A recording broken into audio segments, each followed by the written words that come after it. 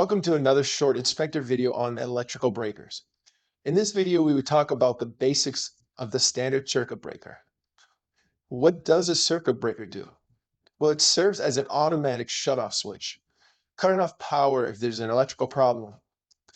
In a typical circuit, electricity flows through the breaker and then through a wire known as the hot conductor to an outlet and then to a load. In this case, we have a lighting load.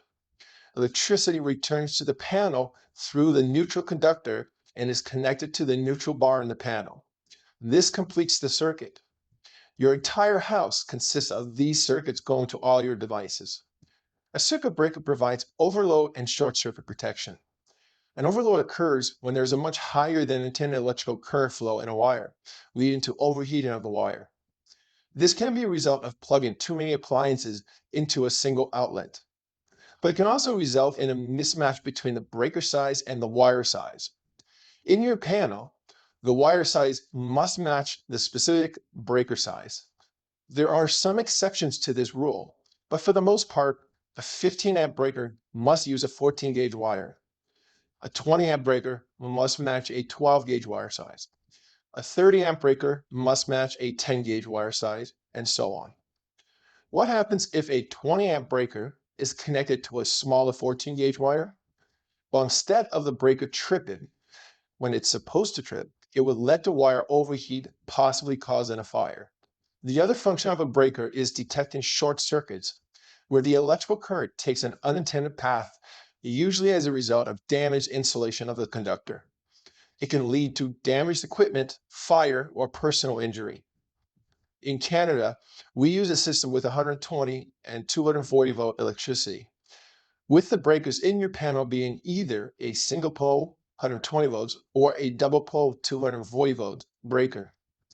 Your application determines if it needs either 120 or 240 volts. From standard outlets to lighting, these require a single pole breaker. When your requirement for power increases for larger appliances, such as electric ranges and your central air conditioner, then you require a double pole breaker for 240 volts. When identifying the circuit breaker types, you must also know the amperage. Most single pole breakers in the home are either 15 or 20 amps. The 15 amp breakers feed most standard receptacles and lighting, and the 20 amp breakers for the kitchen countertops, while also being GFI protected near the sink. When we move up the amperage to 30 and 40 amp applications, they are usually double pole breakers, 30 amps for the dryer, 40 amps for an electric stove.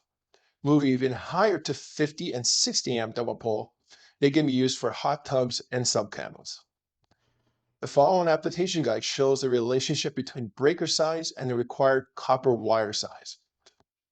Our example of an electric range using a 40 amp breaker must be matched with an 8 gauge wire with 3 conductors and ground. Of course, there are some exceptions to the rule. Central air conditioners must match the breaker and wire size specifications provided by the manufacturer. One of the problems homeowners have once they move in and they realize they need to add circuits for their new appliances, their new EV charging station, or for their basement renovations is the lack of space in their main panel. You could add a sub-panel, but this requires more labor and is more expensive. A sub-panel is more ideal for adding a new garage with many new circuits, or maybe an entire basement. The one thing you don't want to do is double tap your breakers to get more circuits. This is where you attach 2 or more wires to a single fuse or breaker. The issue with this practice is the increased possibility of a poor connection between the wire and the terminal, which may result in arcing or the wire being disconnected. Some manufacturers, such as Square E, have some breakers that can accommodate 2 copper conductors into a single terminal, but inspectors will always call this out in their reports. The best solution is to replace existing breakers with space savers, or also known as tandem breakers. Many brands offer these space saver breakers that take the same space as a regular single pole breaker, but give you 2 separate circuits. So if you need 2 additional circuits for your project and have no room, well, you can just remove 2 standard breakers and replace them with 2 space saver breakers. Many brands also have quad breakers. It's the same idea that these breakers consist of a double pole breaker plus two single pole breakers on both sides. A quad breaker takes just two spaces. The last type of breaker we would talk about in this video is the main breaker in the panel. The main breaker is the cutoff switch for the entire panel. In older fuse panels, it was common to have a fuse box and a separate disconnect switch. Today, the main breaker is integrated with the distribution breakers in a single enclosure.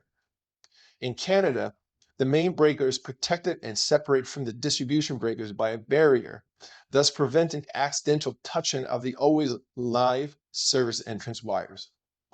In terms of amperage, most residential panels are going to be either 60 amps, which may not be allowed in some districts, or 100 amps, which is the majority of homes in Canada, and will have anywhere from 24 to 32 spaces for breakers. Of course, using space savers will almost double that for actual circuits. Then there are 200 amp panels, which are becoming more popular due to the increase in electrical needs in larger homes. If you have electric heating, it's recommended that you would have at least a 200 amp panel. Adding EV charging stations or high amperage tools in the garage, such as a welder, may require an upgrade to your panel if you only have 100 amps. If you have multiple tenants with separate kitchen and laundry facilities, then 200 amps is also a must. Of course, it's possible to see different amperages in a house, such as 125 amps, or higher amperage panels such as 400 amps, but those are a small percentage.